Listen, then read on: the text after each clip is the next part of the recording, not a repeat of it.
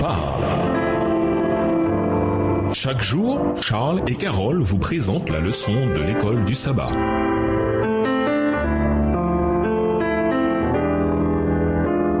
Bienvenue dans votre émission. Dieu nous parle. Nous voilà à la leçon de vendredi. Pour aller plus loin, nous vous invitons à lire dans le livre Patriarches et Prophètes, le chapitre David et Goliath aux pages 627 à 632, ainsi que dans le livre Prophètes et Rois, le chapitre Ézéchias aux pages 253 à 258, Délivrance de la Syrie, pages 269 à 281.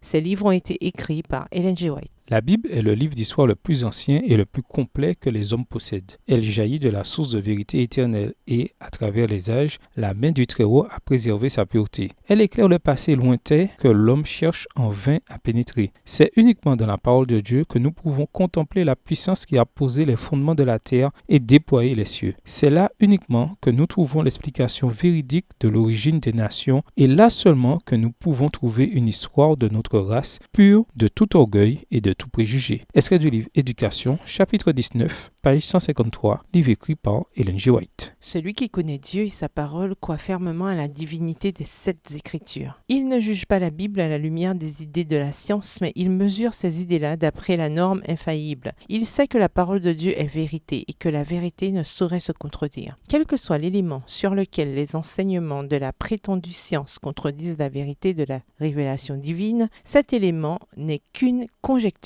humaine. Texte tiré du livre Testimonies for the Church, témoignages pour l'Église, au volume 8, au chapitre 48, à la page 325. À ceux qui sont véritablement sages, la recherche scientifique ouvre de larges champs de pensée et d'information. Extrait du livre Testimonies for the Church, témoignages pour l'Église, volume 8, chapitre 48, page 325. À méditer. Développer la question posée à la fin de l'étude de mercredi. Oui, ces découvertes archéologiques qui confirment l'histoire biblique sont agréables. Mais qu'arrive-t-il lorsque l'on trouve des données archéologiques qui sont interprétées de manière contraire au récit biblique? Qu'est-ce que cela devrait nous indiquer sur le fait que nous devons dépendre de la parole de Dieu en tant que parole de Dieu et lui faire confiance en tant que telle, quelles que soient les affirmations de l'archéologie ou toute autre science humaine? Réfléchissez à toutes les prophéties bibliques qui se sont accomplies par le passé et que, rétrospectivement, nous voyons comme accomplies. Pensez par exemple à la plupart des royaumes de Daniel 2 et 7. Comment apprendre de ces prophéties qui se sont accomplies historiquement et comment apprendre à faire confiance au Seigneur sur les prophéties qui doivent encore se réaliser. Au revoir.